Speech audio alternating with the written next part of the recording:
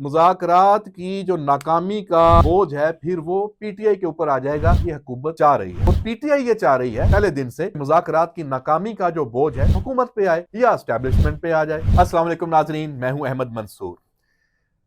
इस व्लॉग में आज डेवलपमेंट फिर वही है। मुज़ाकरात जो हुकूमत के और अपोजिशन के हैं, अपोजिशन की जो लैंग्वेज है इंतहाई सख्त हो गई है। उमर अयूब की सरबराही में तमाम जो अपोजिशन रहनुमा है पार्लियामेंट के बाहर आए, पार्लियामेंट के अंदर भी कौमी असम्बली के इजलास में भी उन्होंने हंगामा आराई की, इजलास को काफी डिस्टर्ब किया। जो अपोजिशन का किरदार है और तहरीक इंसाफ तो फिर माशाल्लाह इसमें उसको मलका हासिल है। तो मुज़ाकरात को टारगेट किया उन्होंने और आके कहा कि जो कमीशंस हैं वो नहीं बनेंगे, नो कमीशंस नो डायलॉग। और जुडिशल कमीशन की बात हो रही है, दूसरे कमीशन की नहीं, 190 मिलियन पाउंड वाले की। तो जनाब, तो ये तो सीधी सीधी धमकी है। अब साथ उन्होंने कहा कि हमें अडियाला में वो मुलाकात भी नहीं हुकूमत ने करने दी जा रही। बड़ा टॉन्ट किया कि हमें ऐसी जगह पे जहां कोई हमारी रिकॉर्डिंग ना हो सके, हमें कोई सुन ना सके, ऐसा माहौल। अब ऐसा पता नहीं इनको क्या चाहिए। कल को कहेंगे जी हम तो खुले ग्राउंड में भी हमें बिठाया था तो सैटेलाइट से हम पे नजरें थी और हमें देखा जा रहा था और सुना जा रहा था। इसका तो कोई इलाज नहीं है। और बहरहाल ओपोजिशन के हैं लोग, उनका अपना एहतजाज करने का हक है और उनका अपना मुतालबात, उसके ऊपर भी बात है। जुडिशल कमीशन वाले मामले पे हुकूमत बड़ी, वो कहते हैं ना, कुन्नी नजर आ रही है। अभी तक ये वैसे जराए से चीजें आई हैं कि जुडिशल कमीशन हुकूमत नहीं बनाने जा रही, लेकिन आज भी जो हुकूमती मुज़ाकराती कमेटी है उसका इजलास हुआ और वहां से खबर फिर ये निकली कि 28 जनवरी को चौथे राउंड के लिए फिर बैठेंगे हुकूमत और तहरीक इंसाफ की मुज़ाकराती कमेटियां।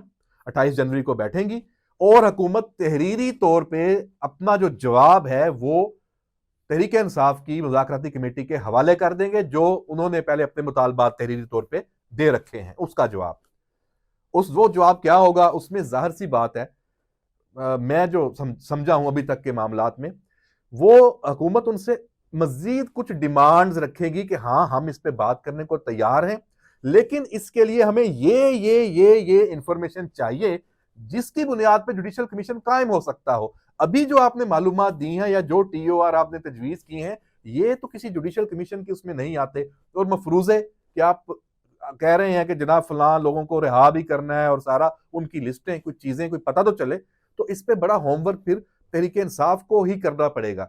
तो मेरे पास यही इंफॉर्मेशन है कि हुकूमत ने इस पे बड़ी दानाई से खेलने का फैसला किया है और 28 जनवरी को खुद इनकार नहीं करेंगे और कहेंगे हाँ हम तैयार हैं, हम तैयार हैं, आए बैठे, ये चीजें दे दें हमें दोबारा। तो बात को उनकी कोर्ट में फेंक देंगे और वो तो पहले ही जले भुने बैठे हैं, तो वो उठ के चले जाएंगे। तो मुज़ाकरात की जो नाकामी का बोझ है फिर वो पीटीआई के ऊपर आ जाएगा, ये हुकूमत चाह रही है। और पीटीआई ये चाह रही है पहले दिन से कि मुज़ाकरात की नाकामी का जो बोझ है वो हुकूमत पे आए या एस्टेब्लिशमेंट पे आ जाए। तो एस्टेब्लिशमेंट ने तो अपने आप को बिल्कुल भी जनाब साइड पे रखा हुआ है। उन्होंने तो कहा कि भाई जाओ, जाके बात करनी है तो सियासतदानों से करें। हाँ, अंसार अब्बासी साहब की जो खबर है, रिपोर्ट है, उसमें तो फिर ये बात निकलती है और उसकी दोबारा फिर कोई तरदीद उस तरह आई भी नहीं है कि ये जो बैक चैनल मुज़ाकरात हैं ये चलेंगे और एक पीटीआई के कौन से दो लोग आएंगे और हुकूमत का भी शायद उसमें कोई हो। तो जनाब, और जिस तरीके से पीटीआई ये जो सियासी मुज़ाकरात पार्लियामेंट में हो रहे हैं और असल मुज़ाकरात ये होने चाहिए थे, इससे भाग रही है, तो लगता यही है कि उस पीटीआई को भी बैकडोर ही सूट करती है। पीटीआई जो है वो इसमें वो नहीं रखती। अडियाला से एक अहम जो खबर आज आई, जाहिर सी बात है इन्हीं मुज़ाकरात के से तो नहीं जुड़ी हुई, लेकिन मुज़ाकरात से ताल्लुक भी है। पीटीआई के अंदर भी जो कुछ मामलात है, एक जो बुशरा बीबी और अलीमा खान की लड़ाई चली हुई है, उसमें मिसाल जो यूसुफ जई हैं, खैबर पख्तूनख्वा में उनका इस वक्त बड़ा अहम रोल है पेशावर में। उन्होंने आके बात की। उन्होंने कहा कि बानी पीटीआई ने कहा है कि बुशरा के खिलाफ कैंपेन मेरे खिलाफ मुहिम है और आज से मुझे बुशरा बीबी का फोकल पर्सन जो है वो बाकायदा बाज़ाब्ता दोबारा बनाया गया है। अदालत का जो, अगर मैं उनकी तर्जमान हूं, अगर मुसर्रत जमशेद तर्जमान बनी तो उनका नोटिफिकेशन आ जाएगा कि वो बनी है। मतलब ये लड़ाई वहीं पे चल रही है और इस लड़ाई की ये भी नहीं रुकनी, जैसे मुज़ाकरात नहीं रुकने और बाकी मामलात। हाँ, आज एक और जो फैसल वाडा ने फिर कहा है कि अभी मुझे कई महीने इमरान खान जेल में नज़र आ रहे हैं। फैसल वाडा को जो कुछ नज़र आ जाता है वो हो भी जाता है। कभी कभी रिवर्स भी हो जाता है, लेकिन बहरहाल जी ये मामला है। और यहाँ मैं आपको पीका एक्ट का भी बता दूं। कानून कौमी असम्बली में मंजूर हुआ, पेश हुआ अभी बिल, तरमीमी बिल, और ये बहुत अहम कानून साजी है। पीका एक्ट में तरमीम की सोशल मीडिया पे, ये जो सोशल मीडिया एप्स हैं, ये कंपनियां हैं, इनके हवाले से इख्तियार जो अथॉरिटी बन रही है उसको होगा कोई कार्रवाई का, बंद करना है, उनसे कुछ उन्हें कोई अहकामात देने हैं कि आप ये ना करें, ये ना करें। तो पहली दफ़ा ये होने जा रहा है, ये एक कदम और आगे है। और ये जो झूठी खबरें हैं और सारा, इसके लिए ट्रिब्यूनल भी होगा, 90 दिन में वो फैसला करेगा। 3 साल कैद, 20 लाख रुपए जुर्माना झूठी खबर पर होगा। और भी इसमें बहुत सारी सजाएं और चीज़ें हैं। सोशल मीडिया को रेगुलेट करने के हवाले से हुकूमत इस पर बहुत संजीदा है।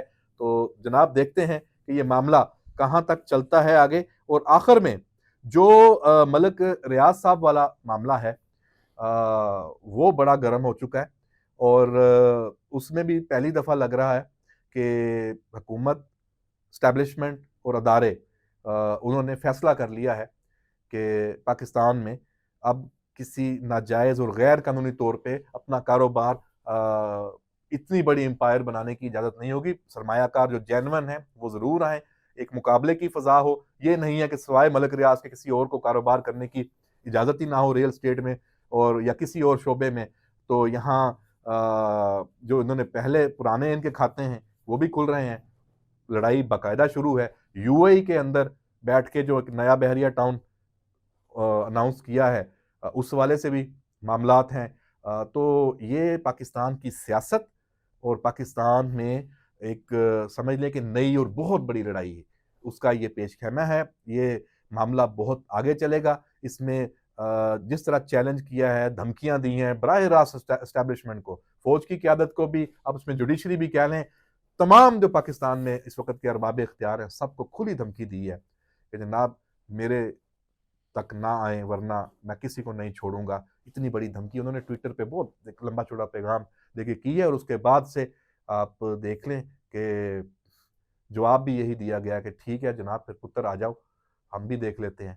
तो इस हाथियों की लड़ाई में बहुत सारे गरीब गुरबा ना कुचले जाएं, ये खदशात तो मौजूद हैं। इस पे मैं आपको एक और अहम डिटेल्स, एक अलग अलग जो वीलॉग है उसमें आपको दूंगा।